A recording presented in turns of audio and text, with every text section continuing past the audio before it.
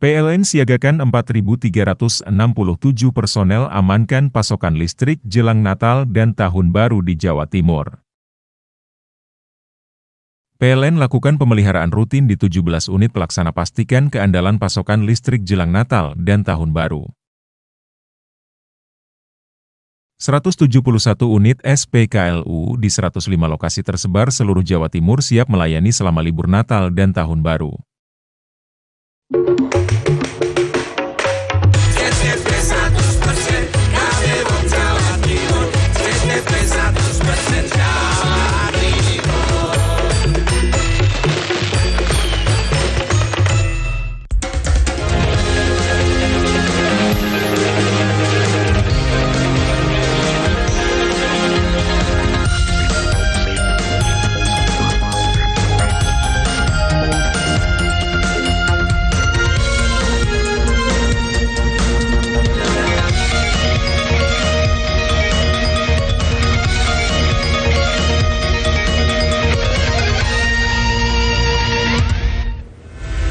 Halo pemirsa, kembali berjumpa di Nusantara Kini. Kami hadirkan informasi penting dan menarik untuk Anda. Bersama saya David Tobing, inilah Nusantara Kini selengkapnya.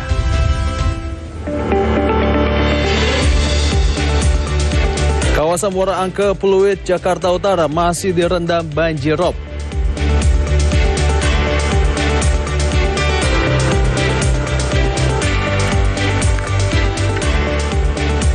Pemerintah sampaikan stimulus ekonomi jelang pemberlakuan PPN 12% per 1 Januari 2025.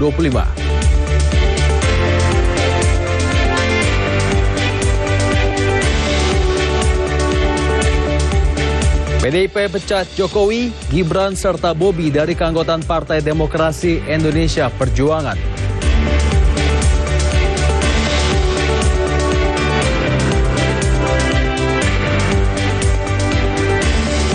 Terpidana mati kasus narkoba Mary Jane dipulangkan ke Filipina pada hari Rabu nanti.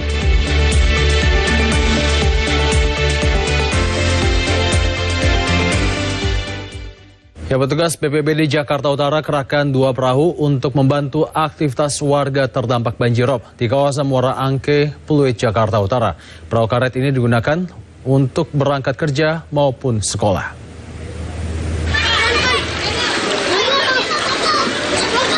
Banjirop masih menggenangi kawasan Muara Angke, Pluit, Jakarta Utara. Banjirop yang sudah terjadi sejak 4 hari terakhir menghambat aktivitas warga setempat. Pasalnya warga lebih memilih untuk tetap tinggal dan enggan dievakuasi ke tempat yang lebih aman. Menurut Komandan Pelaton BPBD Jakarta Utara Muhammad Zidan Firdaus, hingga Senin siang banjirop masih mengenangi 6 RT. 3 RT terdampak terletak di Kelurahan Marunda, sedangkan 3 RT lainnya di Kelurahan Pluit. Sementara untuk membantu warga beraktivitas, BPBD Jakarta Utara mengerahkan 2 perahu, yaitu 1 perahu karet dan 1 perahu plastik. Selain itu, petugas BPBD juga menyiagakan 5 hingga 7 personil tiap harinya untuk mengantisipasi adanya permintaan evakuasi. Ya, kita berkoordinasi ya dengan jajaran terkait. Kita juga standby perahu, standby personil. Jadi sewaktu-waktu ada permintaan untuk evakuasi, kita sudah siap. Kita standby sebenarnya untuk permintaan jika ada evakuasi ya, ada permintaan evakuasi. Namun ini juga digunakan untuk transportasi anak sekolah ya, untuk membantu anak sekolah. Ketinggian air banjirop bervariasi, mulai dari 10 cm hingga 1,5 cm. BPBD Jakarta Utara juga menghimbau, bila ada masyarakat yang menemukan keadaan gawat darurat, untuk segera menghubungi Jakarta Siaga 112. Layanan ini merupakan layanan pengaduan tanpa dikenakan biaya telepon. Sebastian Dimas, Jawa Post TV, Jakarta. Warga terdampak banjirop di kawasan Muara Angke, Pluit, Jakarta Utara masih membutuhkan sejumlah bantuan. Selain makanan siap santap, warga terdampak juga membutuhkan pasokan air bersih. RW 22 merupakan kawasan yang paling parah terdampak banjirop. Di kawasan ini terdapat sekitar 11 RT dan ketinggian drop paling tinggi di RT 5 dan RT 10. Menurut salah satu warga terdampak, Novi, bantuan yang paling dibutuhkan untuk saat ini ialah makanan siap santap, obat-obatan, pasokan air bersih, dan peralatan sekolah bagi pelajar. Banjir rob yang sudah menggenangi kawasan RW 22 selama 4 hari ini dikhawatirkan akan memunculkan berbagai macam penyakit seperti diare, sakit kulit, hingga demam. Selain membutuhkan sejumlah bantuan, warga juga meminta para pemangku kebijakan untuk mengambil langkah nyata agar banjir rob dapat dicegah. Kalau untuk saat ini pertama ya mungkin konsumsi ya makanan, karena kan akses untuk cari makanan kan sangat susah ya keluarnya. Kedua mungkin dari anak-anak kebutuhan obat-obatan kayak vitamin gitu, obat-obat flu, obat-obat yang inilah yang berdampak kepada banjir ini.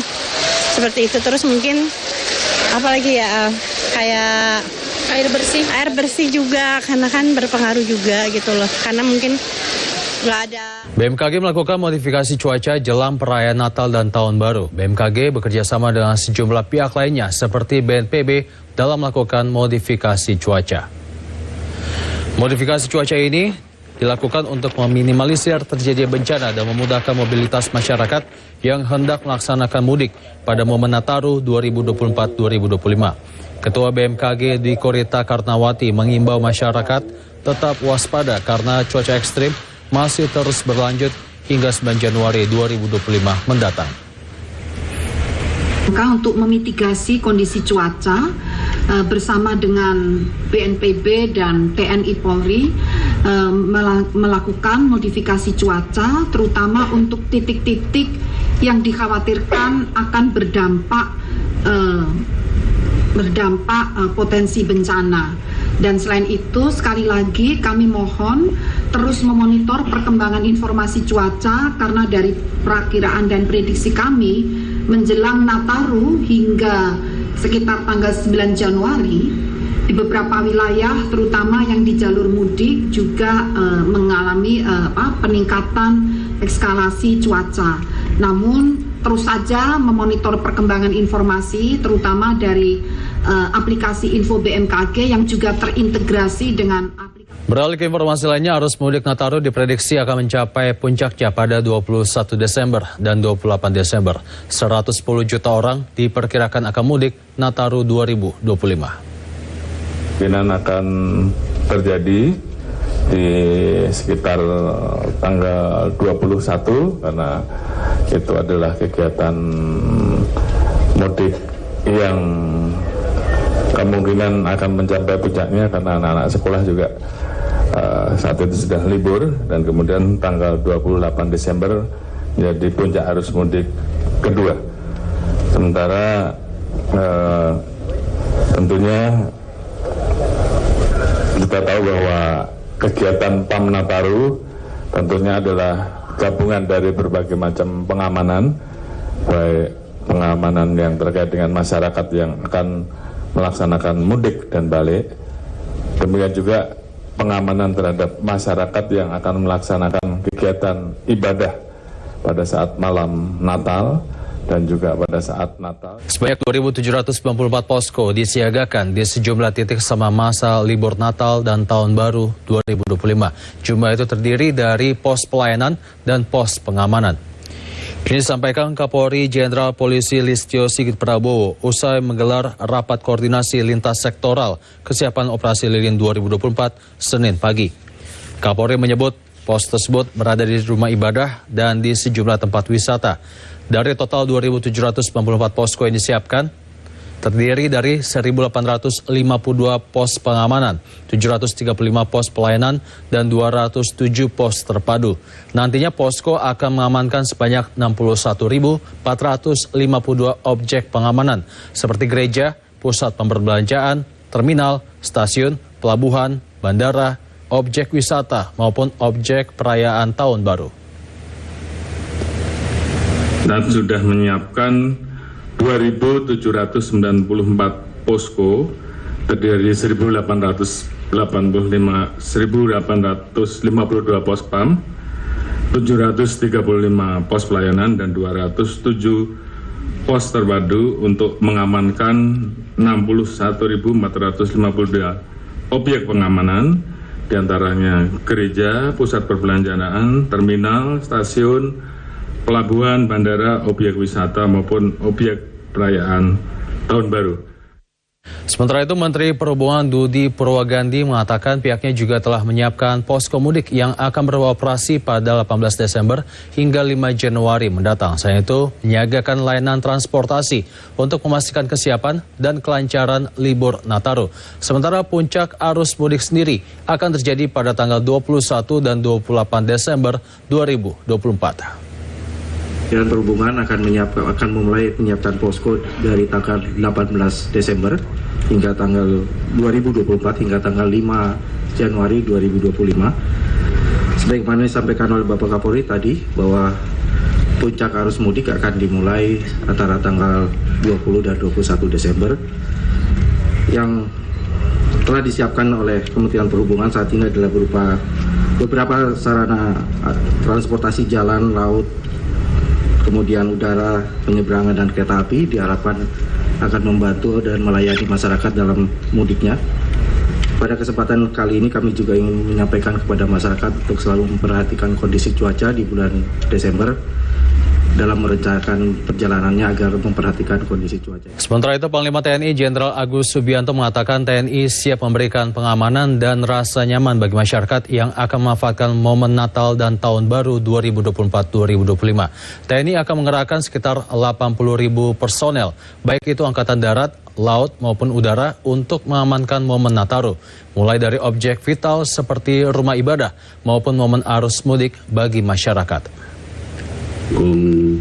Kesiapan pengamanan Natal dan Tahun Baru, TNI menyiapkan 80.000 personil perbantuan kepada Polri yang terdiri dari personil Angkatan Darat, Laut, dan Udara.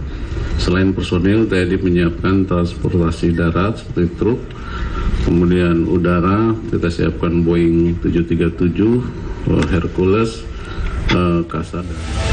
MA tolak PK 7 terpidana kasus Vina Cirebon. Informasinya usai jeda.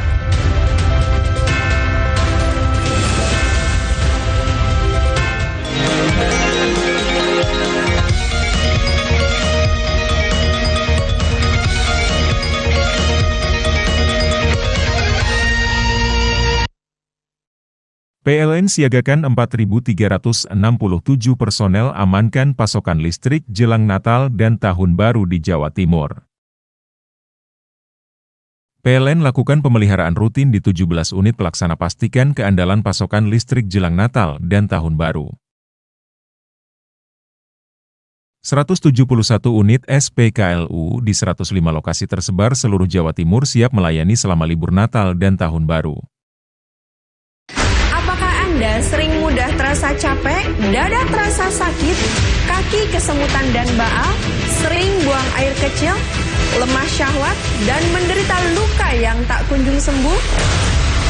Waspadalah, bisa jadi Anda terkena penyakit diabetes. Atasi segera penyakit diabetes Anda sekarang juga. Herbates, herbal diabetes Anda. PLN siagakan 4.367 personel amankan pasokan listrik jelang Natal dan Tahun Baru di Jawa Timur. PLN lakukan pemeliharaan rutin di 17 unit pelaksana pastikan keandalan pasokan listrik jelang Natal dan Tahun Baru. 171 unit SPKLU di 105 lokasi tersebar seluruh Jawa Timur siap melayani selama libur Natal dan Tahun Baru.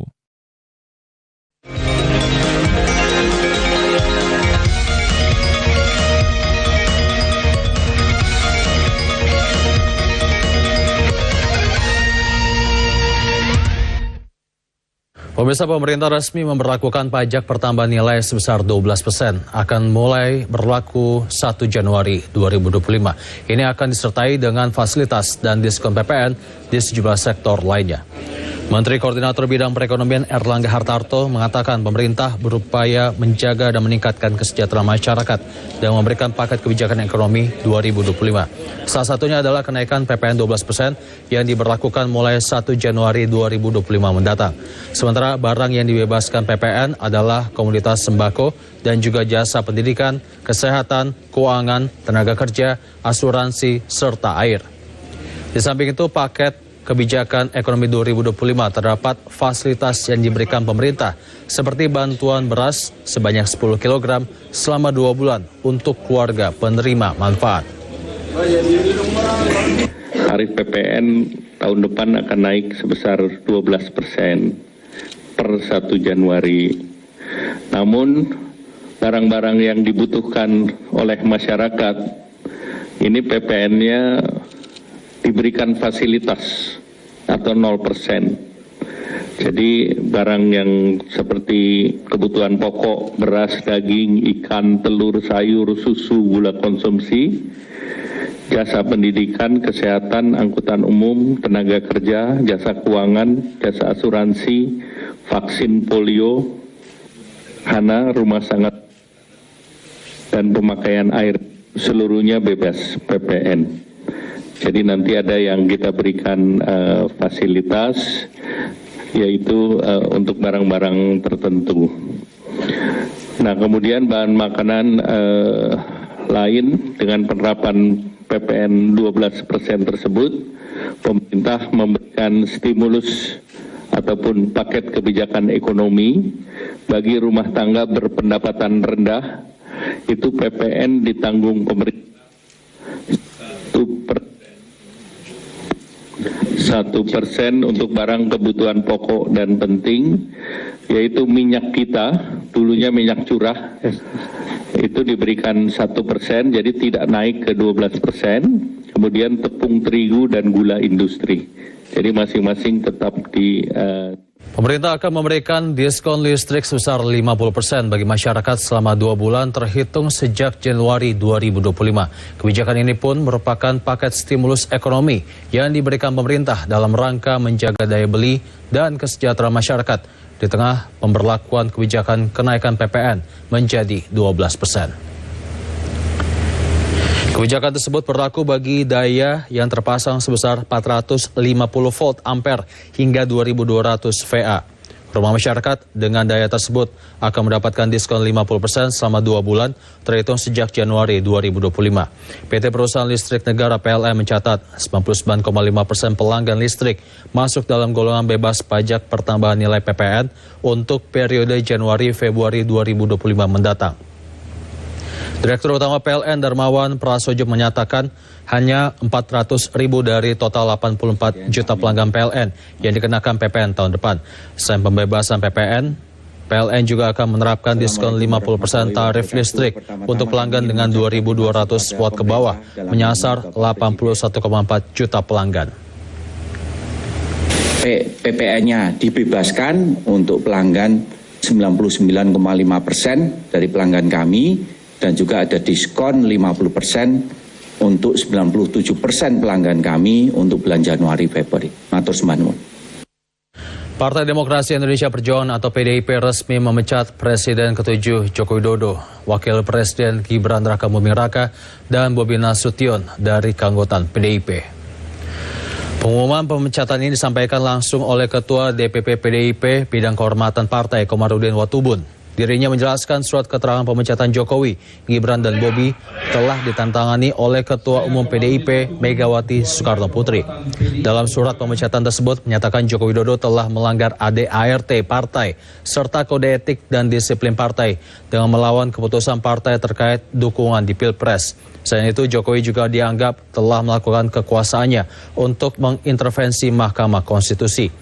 Selain memecat PDIP, juga melarang Jokowi untuk melakukan kegiatan atau menduduki jabatan apapun atas nama PDIP.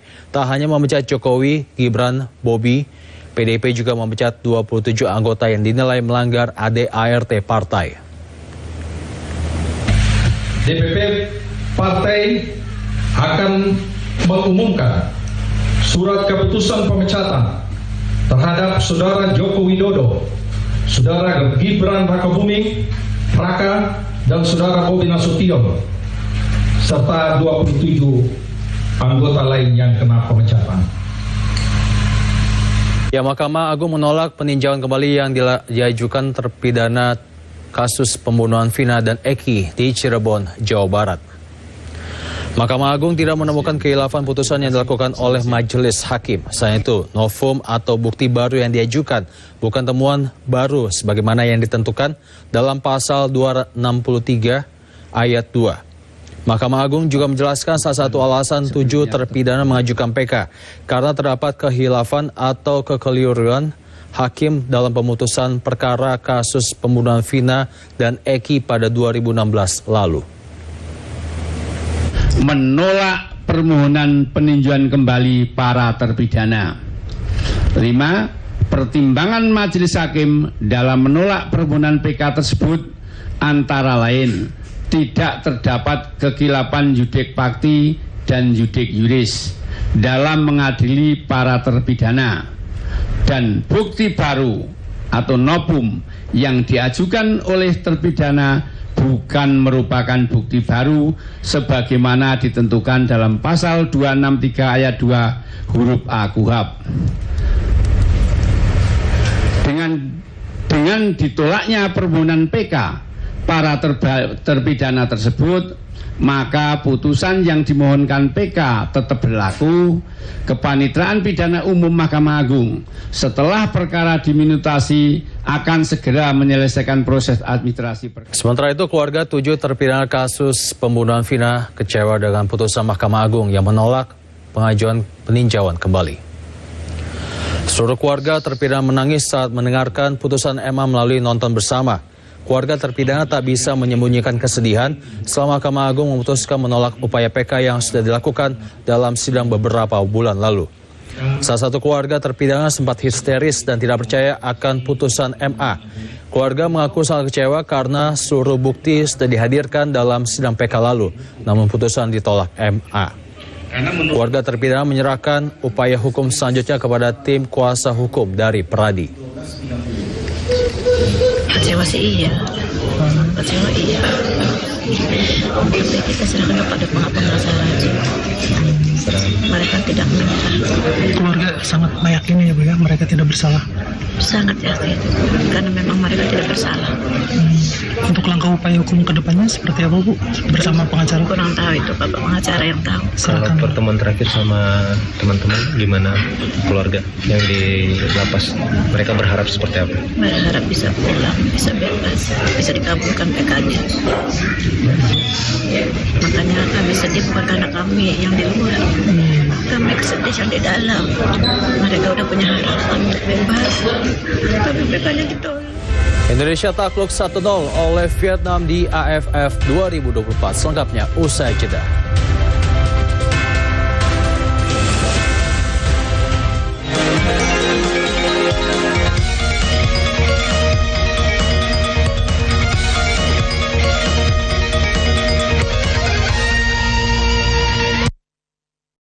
PLN siagakan 4.367 personel amankan pasokan listrik jelang Natal dan Tahun Baru di Jawa Timur. PLN lakukan pemeliharaan rutin di 17 unit pelaksana pastikan keandalan pasokan listrik jelang Natal dan Tahun Baru. 171 unit SPKLU di 105 lokasi tersebar seluruh Jawa Timur siap melayani selama libur Natal dan Tahun Baru. Mengapa harus memilih kapsul Ajaib Bio 99? Kapsul Ajaib Bio 99 diproses secara higienis menggunakan teknologi berkualitas tinggi, sehingga tiap kapsul Ajaib Bio 99 berkhasiat melindungi tubuh dari serangan penyakit kolesterol, hipertensi, jantung, stroke, dan lain-lain. Karena adanya berkat kapsul Ajaib Bio 99, alhamdulillah segala penyakit sembuh semua. PLN siagakan 4.367 personel amankan pasokan listrik jelang Natal dan Tahun Baru di Jawa Timur. PLN lakukan pemeliharaan rutin di 17 unit pelaksana pastikan keandalan pasokan listrik jelang Natal dan Tahun Baru. 171 unit SPKLU di 105 lokasi tersebar seluruh Jawa Timur siap melayani selama libur Natal dan Tahun Baru.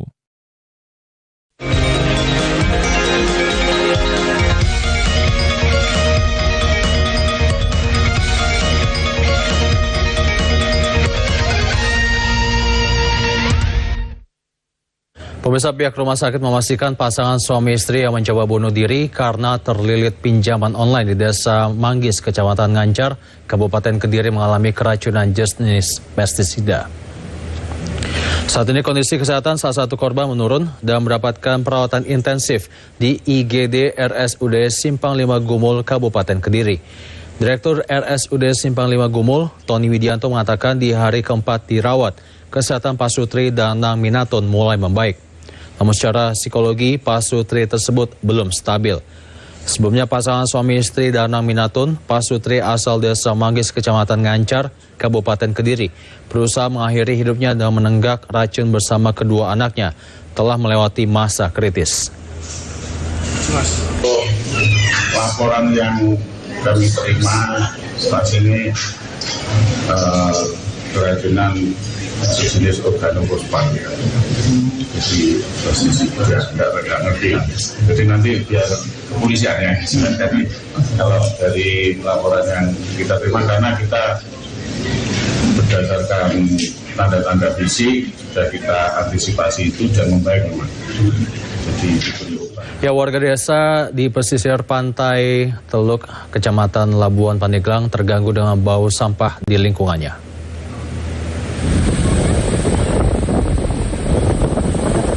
Warga di pesisir pantai Desa Teluk, Kecamatan Labuan, Kabupaten Pandeglang, Banten terganggu dengan bau sampah menyengat di lingkungannya.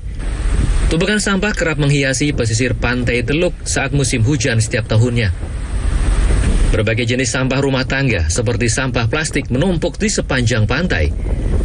Tumpukan sampah ini merupakan kiriman dari beberapa desa yang terbawa arus banjir dari Sungai Cibama ke pantai Teluk Labuan.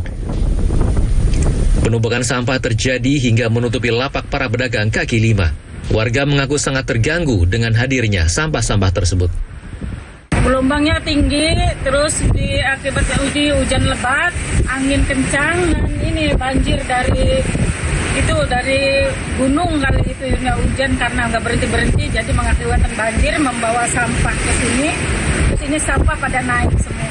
Dan ini dari ke bawa arus banjir, bawa arus banjir dari desa lain. Sementara Sekretaris Dinas Lingkungan Hidup Kabupaten Pandeglang Winarno menyebut pembersihan sampah teluk sudah dilakukan secara bertahap dan melibatkan Dinas Lingkungan Hidup Provinsi Banten. Sampah yang di teluk itu adalah kejadian yang berulang, manakala musim banget sampah-sampah yang terbawa ombak kembali ke teluk, dan itu berlaku tiap tahun. Dan kami bersama tim Oren atau Armada sudah melakukan dimulai tanggal 5 Desember kemarin, dan kita secara rutin 3 hari sekali selain mengangkut sampah yang dilakukan ini juga melayani wajib retribusi yang ada di Desa Teluk, khususnya yang ada di Batako. Penumpukan sampah di pantai Teluk Labuan bukan hanya mengganggu aktivitas warga, namun juga berpotensi menimbulkan penyakit. Warga dihimbau untuk waspada dan menerapkan pola hidup sehat. Yusef Kurnia, Jawa Pos TV, Pandeglang, Banten. Dari informasi lainnya, Mary Jane Veloso, terpidana mati kasus penyeludupan narkotika resmi, dipulangkan ke negara asal Filipina pada Rabu dini hari. Penerbangan Mary Jane dijadwalkan menggunakan penerbangan Cebu Airlines melalui Terminal 2 Penerbangan Internasional dan Soekarno-Hatta, Tangerang, Banten. Pelaksana tugas Deputi Koordinator Imigrasi dan Pemasyarakatan Kemenko Kumham Inyoman Gede Surya Matara mengatakan Mary Jane Fiesta Veloso tiba di Lapas Perempuan Kelas 2 Jakarta pada Senin pagi. Ia didampingi oleh 6 orang petugas Direktorat Jenderal Pemasyarakatan dan 4 orang petugas dari Kejaksaan Tinggi Yogyakarta serta Kejaksaan Negeri Sleman. Setelah menjalani pemeriksaan kesehatan dan administrasi, Mary Jane telah ditempatkan di kamar hunian yang telah disiapkan. Nyawan mengatakan proses tersebut berjalan dengan lancar sesuai dengan standar operasional prosedur. Selain itu mengutamakan keamanan, transparansi, serta penghormatan terhadap hak asasi manusia. Pembinaan Mary Jane yang akan kita laksanakan besok ya, yang saya laksanakan besok malam sekitar pukul 00.15 naik pesawat Cebu Airlines.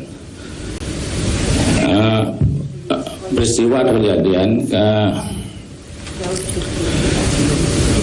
kegiatan pengawalan yaitu pemindahan warga negara Filipina atas nama Marijen dari wilayah Yogyakarta ke lapas perempuan kelas 2.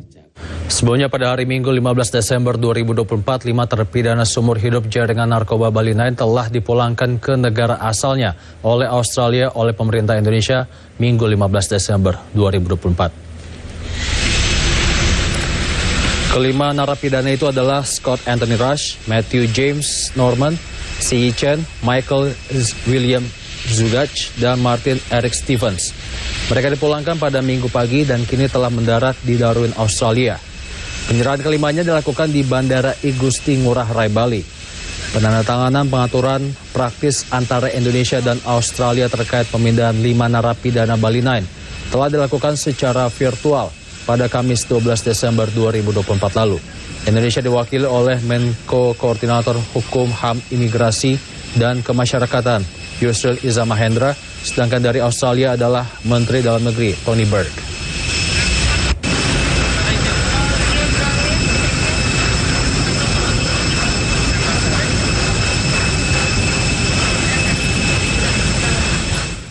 Pemirsa, Timnas Indonesia takluk 1-0 dari Vietnam dalam pertandingan ketiga Grup B Asian Cup atau AFF 2024 yang dihelat di Viet Tri Stadium Minggu malam. Dalam laga ini, Timnas Muda Indonesia dipaksa untuk bermain bertahan sejak awal laga, di mana pada babak pertama tak ada satupun peluang yang dihasilkan oleh Timnas Indonesia dalam laga ini. Meski begitu, Vietnam juga tak mampu mencetak gol ke gawang Indonesia pada babak pertama pun berakhir 0-0. Memasuki babak kedua, Timnas Indonesia bermain agak menyerang dan membuahkan 2 peluang emas, namun belum membuahkan hasil. Memasuki menit ke-77, pertahanan Indonesia akhirnya jebol melalui sepakan Nguyen Quan Hai, dan gol ini menjadi gol satu-satunya dalam laga tersebut. Kekalahan ini membuat Indonesia berada di posisi kedua Grup B dengan raihan 4 poin di bawah Vietnam. Indonesia masih memiliki sisa pertandingan melawan Filipina 21 Desember mendatang.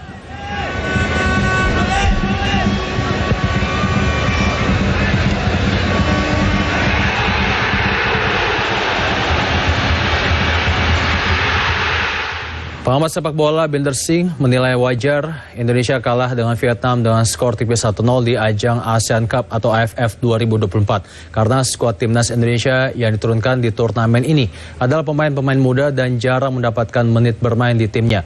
Meski demikian, Bung Binder mengapresiasi semangat Timnas Indonesia yang menampilkan permainan yang baik meski melawan pemain-pemain senior yang telah memiliki banyak pengalaman. Dan kalau bagi saya teman-teman, wajar Indonesia kalah lawan Vietnam.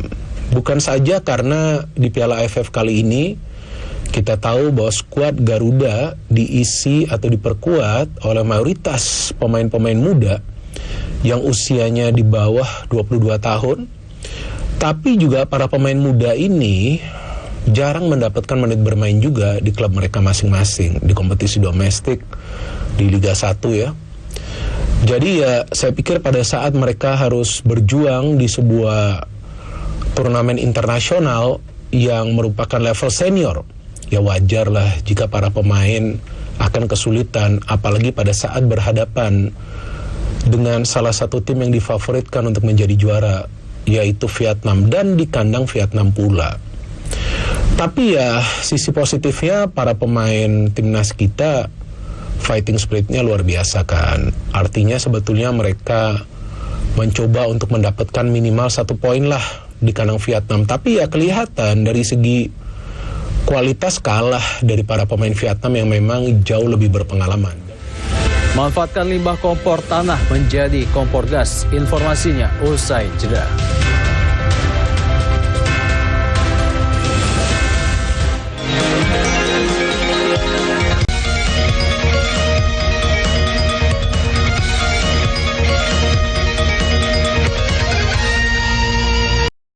PLN siagakan 4.367 personel amankan pasokan listrik jelang Natal dan Tahun Baru di Jawa Timur.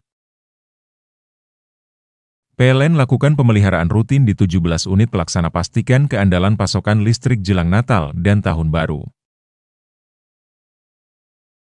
171 unit SPKLU di 105 lokasi tersebar seluruh Jawa Timur siap melayani selama libur Natal dan Tahun Baru. Visospek sudah terbukti dapat membantu penyembuhan penyakit mata. Karena Visospek terbuat dari 100% bahan herbal alami yang aman dikonsumsi secara rutin setiap hari. Alhamdulillah, saya sangat bersyukur telah menemukan obat yang efektif seperti Visospek yang telah membantu kesehatan pada mata saya. Terima kasih Visospek. Visospek, mata sehat, jernih melihat. PLN siagakan 4.367 personel amankan pasokan listrik jelang Natal dan Tahun Baru di Jawa Timur. PLN lakukan pemeliharaan rutin di 17 unit pelaksana pastikan keandalan pasokan listrik jelang Natal dan Tahun Baru. 171 unit SPKLU di 105 lokasi tersebar seluruh Jawa Timur siap melayani selama libur Natal dan Tahun Baru.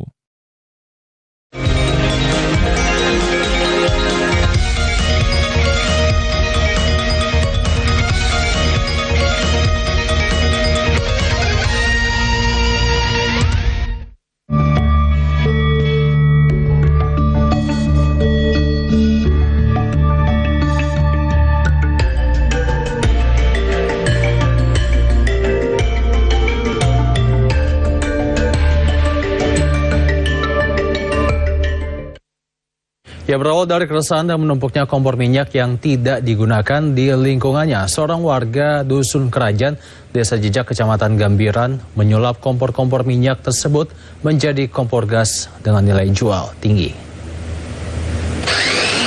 Yogi Dulur Darmanto, 50 tahun, warga Dusun Kerajaan, Desa Jejak, Kecamatan Gambiran, Banyuwangi, kang bisa ndadekaken kompor lengo gas dadi kompor gas kelawan rega kang dhuwur.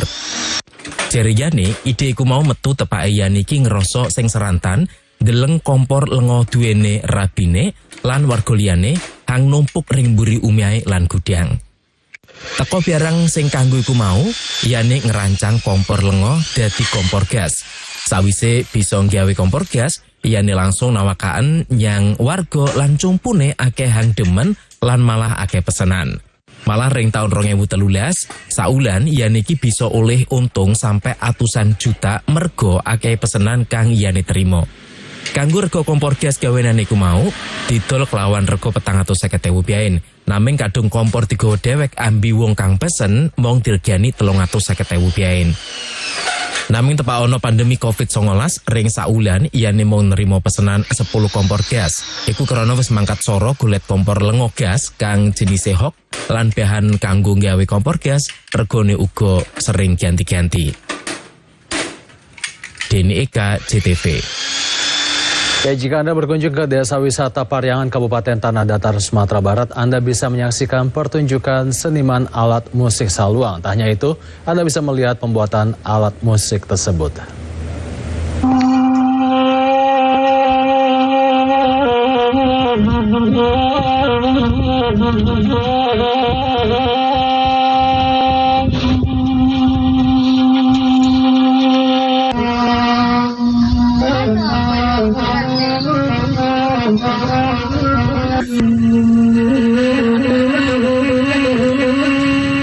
Sarupikulah aktivitas keseharian Safarizal bersama sejumlah kawannya di Nagari Pariangan, Kabupaten Tanah Datar. Setiap harinya ia menampilkan keahlian bermain alat musik tradisional Minangkabau saluang di sebuah pondok di desa terindah di dunia tersebut. Otomatis penampilan Safarizal itu menjadi perhatian masyarakat jo pengunjung Nagari Pariangan. Mendengar harmoni dari alat musik itu membuat setiap pengunjung yang datang ke Nagari Pariangan pasti ingin jo rindu ke kampung halamannya. Terutama untuk perantau dan hanya bisa sesekali pulang kampung. Safarizal bin Suwarno juga merupakan pengrajin pembuat alat musik saluang. Ia mengaku setiap hari mampu membuat 5-7 alat musik. Tergantung kesulitan jenis alat musik nan ia buat. Dek sebab itu, sembari menghibur wisatawan yang datang, inyo juga membawa sejumlah saluang untuk dijual. Kalau saya nampak aku membuat ekor, manggalai ekor di samping itu, awak di samping di kadai apa di pariwisata. Di pariwisata ko istilahnya mencari lah tradisi awak ko dan orang kampung nala lamo-lamo di Jawa tu, di Jakarta, di pokoknya di perantauan. Kadang-kadangnya lah tua di perantauan, pulangnya sekali-sekali ke negari tua Pariangan. Tadangnya ada ambuhan sarueh talang ko atau basaluang atau babansi, tasinta hatinya untuk kemari. Selain membuat alat musik saluang, Safarizal juga membuat beberapa jenis alat musik lainnya, sarupa bansi jo saruliang. Untuk cek buah saluang dijual 100.000 hingga 200.000 rupiah tergantung jenis jo ukiran di alat musik itu sendiri. Dari Tanah Datar, Afriandi, Padang TV.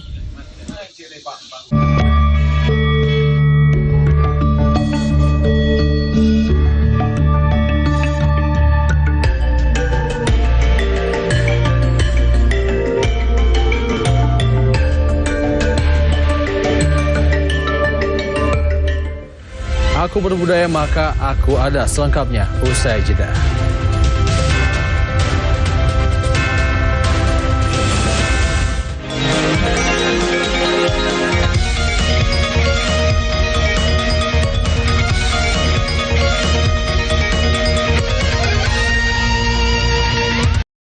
PLN siagakan 4.367 personel amankan pasokan listrik jelang Natal dan Tahun Baru di Jawa Timur. PLN lakukan pemeliharaan rutin di 17 unit pelaksana pastikan keandalan pasokan listrik jelang Natal dan Tahun Baru. 171 unit SPKLU di 105 lokasi tersebar seluruh Jawa Timur siap melayani selama libur Natal dan Tahun Baru. Bionetra sudah terbukti ampuh mengatasi berbagai macam keluhan penyakit mata. Bionetra terbuat dari 100% herbal alami, aman tanpa efek samping. Kombinasi dari tanaman herbal pilihan yang kaya akan kandungan senyawa baik yang banyak bermanfaat bagi kesehatan mata. Bionetra, solusi kesehatan mata. Bionetra, mata sehat, jernih melihat. PLN siagakan 4.367 personel amankan pasokan listrik jelang Natal dan Tahun Baru di Jawa Timur. PLN lakukan pemeliharaan rutin di 17 unit pelaksana pastikan keandalan pasokan listrik jelang Natal dan Tahun Baru. 171 unit SPKLU di 105 lokasi tersebar seluruh Jawa Timur siap melayani selama libur Natal dan Tahun Baru.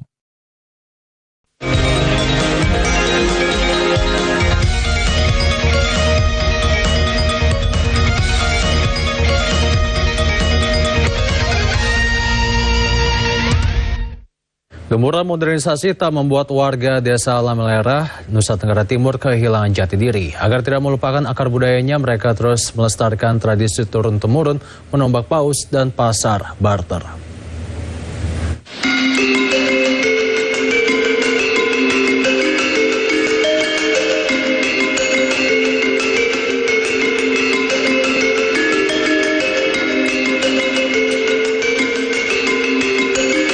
Desa Lamalera terletak di selatan Pulau Lembata, Nusa Tenggara Timur. Desa ini memiliki jumlah penduduk sekitar 3.000 jiwa. Hidup di pesisir pantai membuat masyarakat Desa Lamalera menjadikan kegiatan berburu ikan paus sebagai pekerjaan. Tulang belulang berukuran besar menjadi tanda bahwa aktivitas berburu paus merupakan tradisi menahun. Bagi warga Lamalera, berburu paus sudah menjadi bagian dari budaya, kepercayaan, dan penggerak sektor ekonomi. Aktivitas berburu ikan dilakukan penduduk Lamalera setiap hari, kecuali hari Minggu, karena mereka beribadah. Salah satunya dilakukan warga bernama Butun. Pukul 7 pagi menjadi awalnya untuk menuju lautan lepas. Selain ikan paus, Butun juga berburu ikan besar lainnya, seperti pari, hiu, dan lumba-lumba. Butun telah menjadi Lamafa selama 5 tahun. Lamafa merupakan julukan untuk penombak paus. Lamafa dipilih berdasarkan ketangkasan, kekuatan, dan ketangguhannya saat melawan paus. Karena berisiko tinggi, tidak separah penduduk Lamalera bisa menjadi Lamafa. Dari ketemurun saya punya, tapi dari pengalaman. Yang karena selama ini kan yang juru tikam itu dari keturunan. Tapi karena kemauan saya, akhirnya saya jadi juru tikam.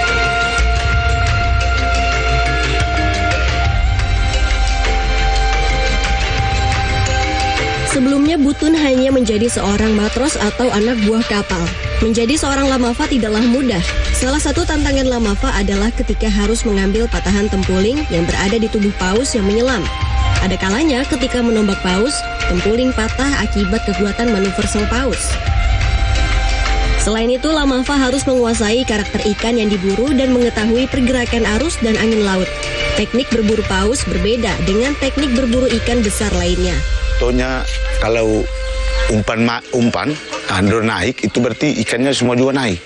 Tapi kalau tidak juga tidak. Tapi kalau dorong lompat di sebelah barat, tapi mainnya di sana, di timur. Jadi dorong lompat situ, tapi tidak boleh ke sana. Kita harus kembali ke sini.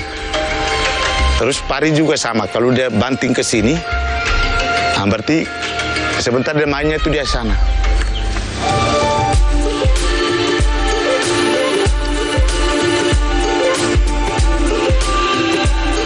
Dalam berburu paus, lamafa dibekali tempuling, yakni tombak khusus untuk menembus kulit paus yang tebal.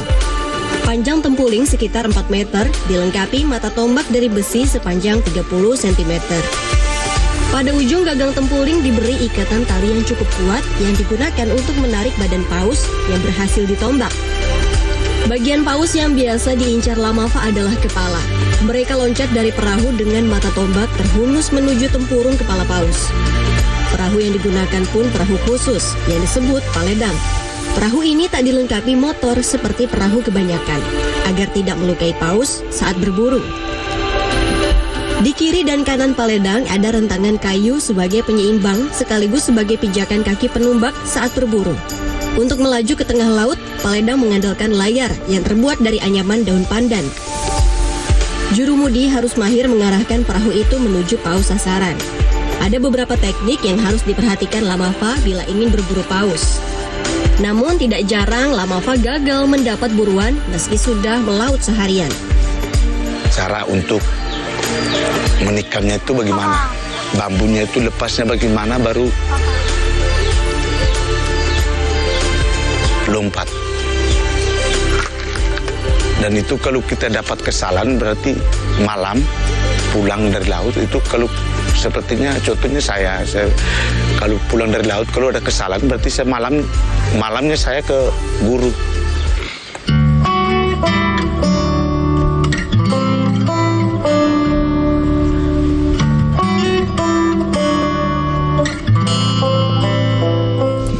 Inilah guru yang dimaksud Butun. Mateus Daeng Bang adalah seorang lamafa senior di Lamalera.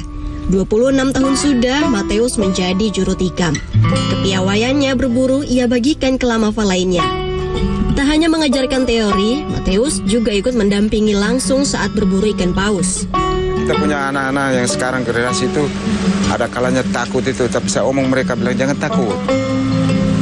Di belakangmu ada saya. Saya tetap dorong, biar saya peledang lain. Tapi sebentar itu kamu pulang itu, saya omong dengan pemilik peledang. Dia tikam salah itu lepas. Mungkin berdirinya tidak kuat. Nanti ada hari besoknya. Baru dia kuat itu pasti ikan itu kita dapat.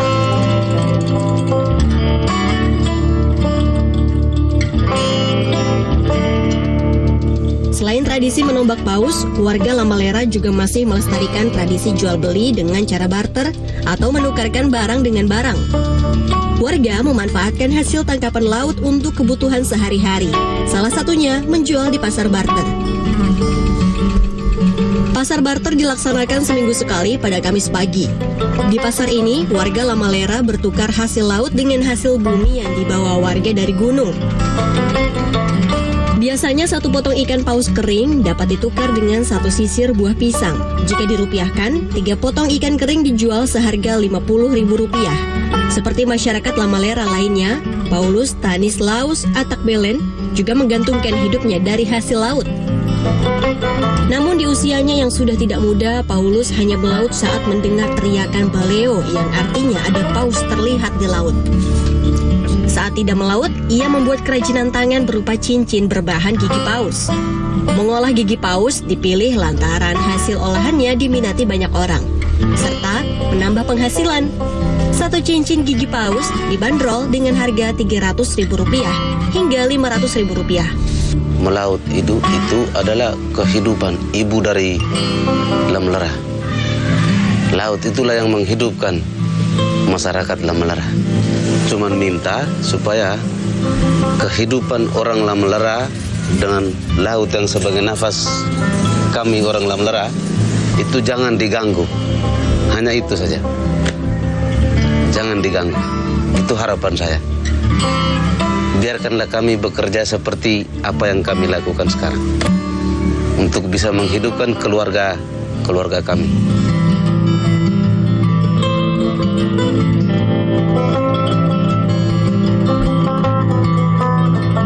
Bagi warga Labalera, paus merupakan berkah yang dikirim untuk menjaga kehidupan dan kelestarian budaya kampung yang secara turun-temurun dijaga istiadatnya. Mempertahankan budaya itu indah supaya manusia bisa mengenal dirinya sendiri dan tidak tercerabut dari akar budayanya.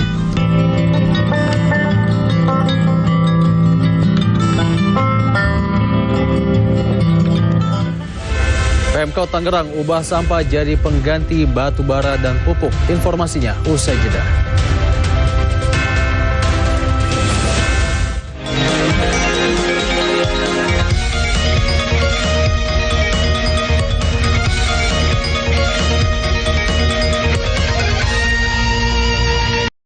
PLN siagakan 4.367 personel amankan pasokan listrik jelang Natal dan Tahun Baru di Jawa Timur.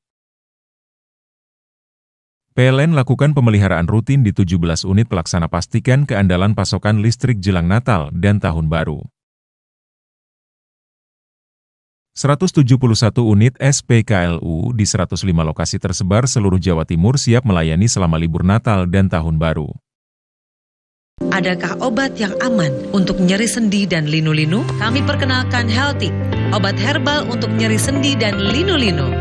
Kandungan bahan alami dalam Healthic dipercaya mempunyai khasiat membantu menormalkan kadar asam urat dalam tubuh. Alhamdulillah atas izin Allah sudah banyak yang merasakan manfaat dari Healthic ini. Mudah-mudahan Bapak Ibu juga bisa merasakan manfaatnya seperti mereka ya.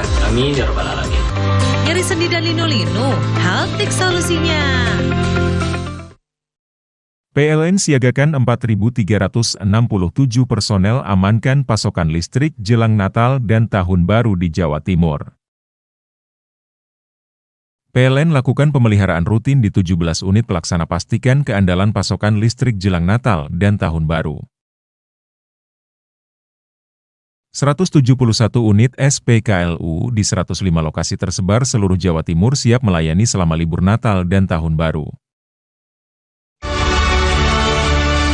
Kita mencoba untuk menggali apa yang telah ditampilkan KPU dalam bentuknya dia. Tingkat kepercayaan publik masyarakat terhadap penyelenggaraan pemilu ini sudah tinggi. Tapi kita hanya mendapat itu terus terang, tidak transparan laporan itu. Mana yang kalah, mana yang menang, masih ada upaya kasasi. Mudah-mudahan besok bisa memberikan hasil yang melegakan. Benar, berdampak baik pada semuanya lah ini nantinya. PLN siagakan 4.367 personel amankan pasokan listrik jelang Natal dan Tahun Baru di Jawa Timur. PLN lakukan pemeliharaan rutin di 17 unit pelaksana pastikan keandalan pasokan listrik jelang Natal dan Tahun Baru. 171 unit SPKLU di 105 lokasi tersebar seluruh Jawa Timur siap melayani selama libur Natal dan Tahun Baru.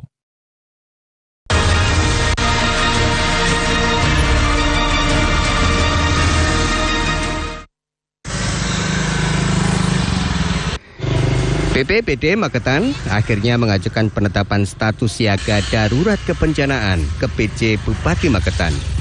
Pengajuan ini melalui pertimbangan cuaca ekstrim yang masih terjadi di wilayah Magetan beberapa pekan terakhir. Cuaca ekstrim diperkirakan terjadi berdasarkan rilis BMKG, yakni tanggal 13 hingga 22 Desember 2024. Melihat beberapa bencana yang disebabkan hidrometeorologi, seluruh elemen masyarakat dihimbau untuk meningkatkan kewaspadaan serta melakukan langkah-langkah antisipasi. Tidak hanya itu, masyarakat juga dihimbau untuk waspada karena pentingnya mitigasi bencana, terutama hujan deras disertai angin kencang, bisa memicu banjir atau pohon tumbang. Status siaga darurat bencana hidrometeorologi ini berlaku selama 135 hari mendatang hingga bulan Februari.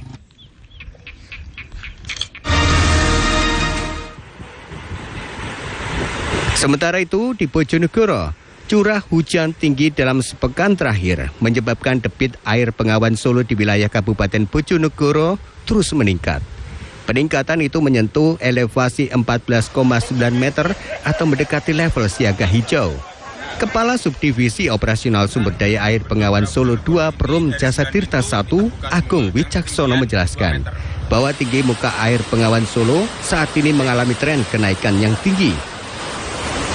Dari data alat pengukur muka air otomatis menunjukkan debit air Bengawan Solo hampir mendekati level siaga hijau atau pada batas 15,21 meter. Selain disebabkan curah hujan tinggi di wilayah lokal Bojonegoro, tren kenaikan debit air ini juga dipicu datangnya air kiriman dari wilayah hulu di Wonogiri, Jawa Tengah yang kini sudah berstatus siaga. Sebagai antisipasi, 9 pintu air bendung Gerak Bojonegoro dengan dalam 2-3 meter dibuka hingga debit air di hulu sungai mengalami penurunan. Langkah ini diharapkan operator mampu melakukan pengendalian banjir, utamanya di sepanjang wilayah sekitar bantaran sungai. Haikal Uda, Samsul Alim, CTV.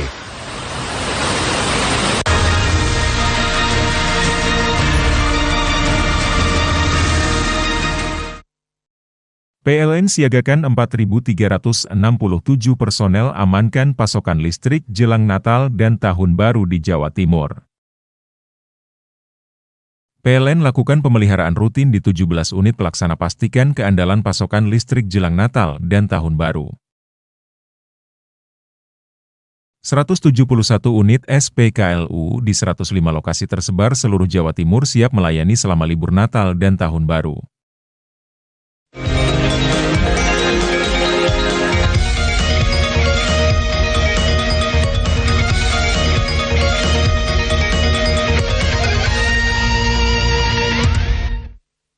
Ya, tingginya volume sampah di Kota Tangerang mendorong masyarakat berinovasi untuk mengurangi sampah di daerah tersebut. Melalui sistem Refuse Terrified Fuel atau RTF, gunung sampah di TPA Rawakucing memiliki nilai ekonomis karena bisa diubah sebagai pengganti bahan bakar, batu bara, dan pupuk.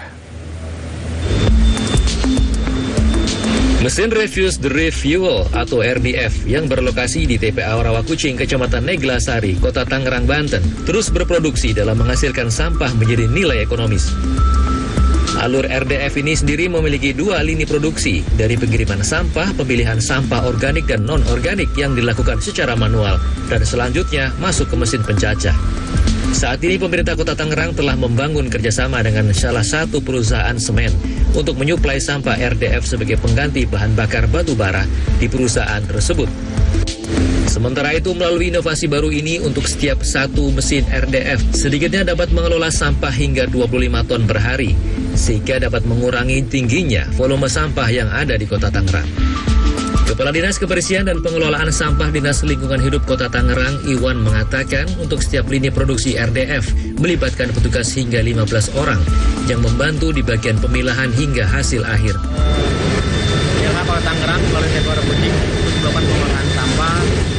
Langkah kita melakukan yang terbaru adalah menggunakan teknologi RDF. Teknologi ini sampah-sampah dari wilayah, dari sumber kita lakukan supply ke area RDF, lalu dipilah secara manual, diambil yang ekonomis dan diambil yang berbahaya untuk mesin seperti kayu, besi, batu dan lain-lainnya. Hasil yang pertama itu berupa RDF yang dari anorganik, hasil yang kedua yaitu dari organik itu berupa pupuk.